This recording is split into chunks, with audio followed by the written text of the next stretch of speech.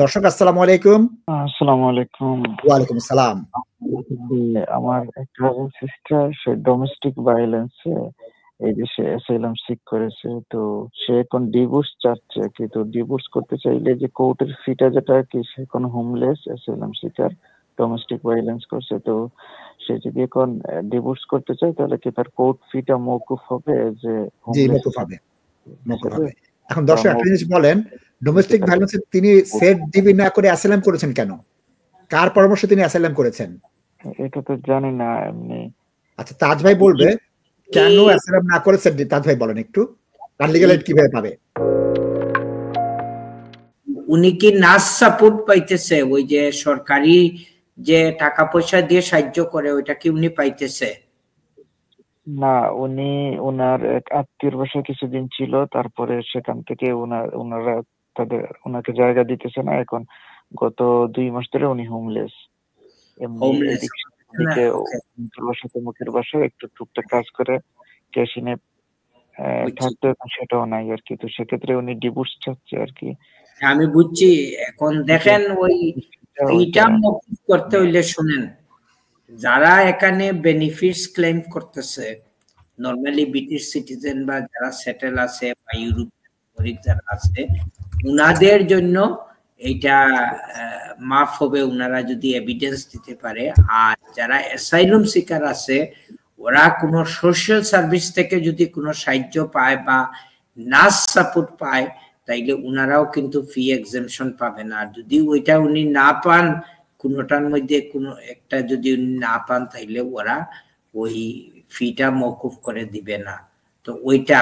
আর যেটা নাশিদ ভাই বলছে, উনি যদি ডোমেস্টিক ভায়োলেন্সের যদি উনি ভিকটিম হন, তাইলে অ্যাপ্রোপ্রিয়েট অ্যাপ্লিকেশন ছিল উনার। না না নাশিদ ভাই, একটা মিনিট। উনার হাজবেন্ড কিভাবে আছে এখানে? কি হাজবেন্ডের ইমিগ্রেশন কি? উনি ছিল মেইন অ্যাপ্লিক্যান্ট, কেয়ারের বিষয়ে আসছিল, আর ওনার হাজবেন্ড ছিল ডিপেন্ডেন্ট। তো ওনাদের অনেক প্রবলেম হয়েছিল। ঠিক আছে, ওকে ভাইয়া, বুঝতে পারছি। হ্যাঁ, সেট ডিবি নাশিদ ভাই হবে না, যেহেতু উনি কেয়ার ভিসার ডিপেন্ডেন্ট হিসাবে আসছেন। যদি কেউ যদি স্পাউস হিসাবে আসতো, সেটেল সিটিজেন বা ব্রিটিশ সিটিজেন, বা কেউ যদি 10 ইয়ার রুটে হইতো, তাইলে ওইটা হইতো। তো ওই জন্য হয়তো উনার অল্টারনেটিভ অপশন নাই, যেটা উনি ডোমেস্টিক ভায়োলেন্সের জন্য as a particular social group under the case of Shayan Islam, উনি এজ এ ফিমেল হিসাবে ডোমেস্টিক ভায়োলেন্সের ভিকটিম হিসাবে অ্যাসাইলাম অ্যাপ্লিকেশন করছেন। জি, থ্যাংক ইউ।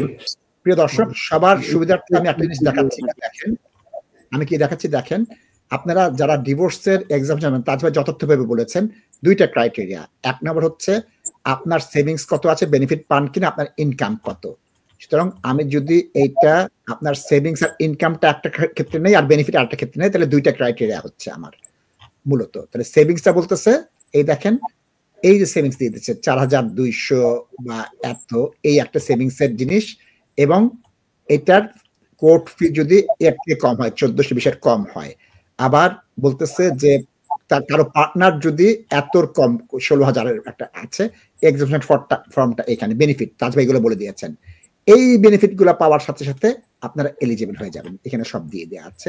ইনকামের ক্ষেত্রে কত পাবেন এই দেখেন সব অঙ্ক দেওয়া আছে। আমি এগুলো জানি না, কারণ আমি খুব একটা অ্যাপ্লাই করে নাই। এখানে অ্যাপ্লিকেশন আছে, এখানে অ্যাপ্লিকেশন, আর এটা হচ্ছে মেইন অ্যাপ্লিকেশন। সুতরাং এই তিনটা জায়গায় চাপ দিলে আপনারা করতে পারবেন। এখানে দিয়ে করে ফেলেন, নিয়মিত এই অ্যাপ্লিকেশনগুলো করেন। তাজ ভাই বা আমি জানবো না, কারণ কি আমি বা তাজ ভাই নিজে কিন্তু এই জিনিসটা করি না। আমাদের সহযোগী যারা আছেন তারা করেন। তাজ ভাইকে বললে ফর্মটা বলতে পারবেন না, স্বাভাবিক কারণে বলতে পারবেন না, এই সময়টা তার সার নেই এবং দেবে না। কিন্তু আমি মাঝে মাঝে খবর নেই, দেখি যে কোথায় কি আছে। তাজ ভাই কিছু বলবেন? না, থ্যাংক ইউ। দর্শক, ওই ফি এক্সেমশনটা স্পেশালি যারা এখানকার মেইন স্ট্রিম বেনিফিটস গুলা পাইতেছেন না, এটা একটু কমপ্লিকেটেড আছে। আপনি যদি এলিজিবল না হন, আনফরচুনেটলি আপনি পেমেন্টটা করতে হবে। পেমেন্ট করে তারপরে আপনি ডিভোর্সের পিটিশন করতে হবে, বাট আপনি চেষ্টা করে দেখতে পারেন। Thank you.